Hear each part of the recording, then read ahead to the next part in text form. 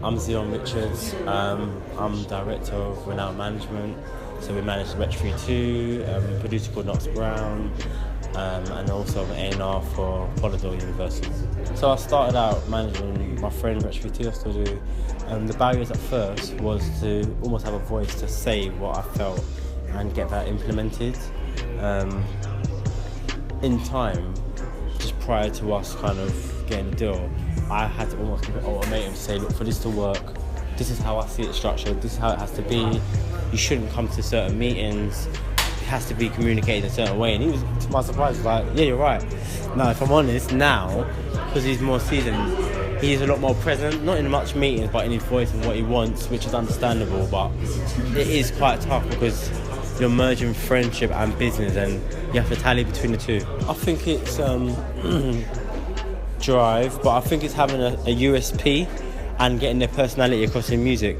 With Huss, at first everyone was shocked that this guy was saying I'm an ugly guy and all the rest, and it was a street guy that was taking the piss out of himself and mocking himself. But in time you're like, oh gosh, this is him, and you get to know his personality. With Stormzy it was like the passion of him, the grime, and you could feel it through it. And with Retch it was like his emotional side of being able to articulate stories. I think it has to be something that cuts you apart from the rest.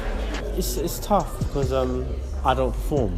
So I've seen it where I was working with an artist at one point and he kept on, he never drank alcohol, but when he was performing he was drinking straight Malibu. And when I pressed him on it, he was like, no, it's water in there. But he was lying, he was nervous, and he was obviously trying to shake it off by drinking Malibu.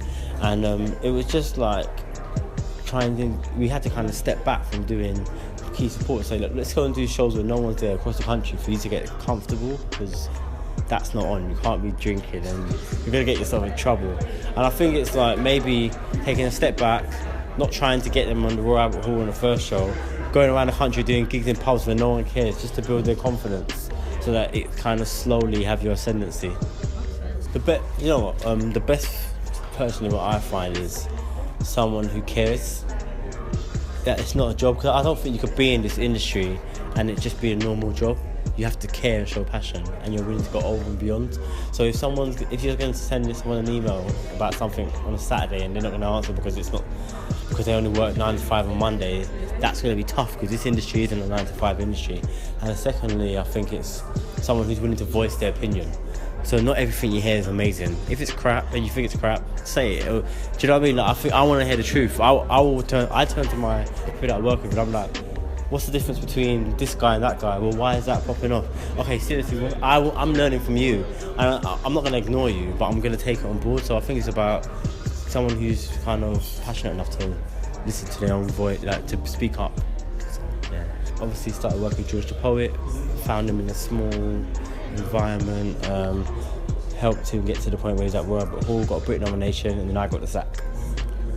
And it hurt me, and my people that I work with were more hurt than me, but I was hurt because I was like, why? Do you know what I mean? And you start questioning yourself, and then to have to tell everyone at the record label that you've been sacked and to still wish the person well.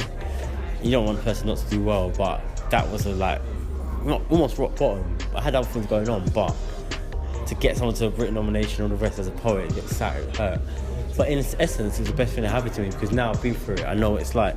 I know that can happen, and we've got a good relationship now, but I've had to learn and grow from that situation. And I understand that an artist gets one career, a manager can keep looking for new acts and all the rest. So an artist has the right to get rid of someone if they want. I understand it, but at the point, it was pretty hurtful. So I've actually worked with urban development for about 10 years, 12 years. I used to go to their panels at Stratford Circus, and I used to go to their events at Cargo. And I kind of thank urban development, because that's how I met Twin B, all the other twins. I met like stylists and all the rest, and that's where my network was growing through urban development. So this was great for me, because it's almost a full circle now, whereas my face is quite maybe higher than the kids. But definitely urban development's a great organisation to work with, and I'm going to do a lot of stuff with them.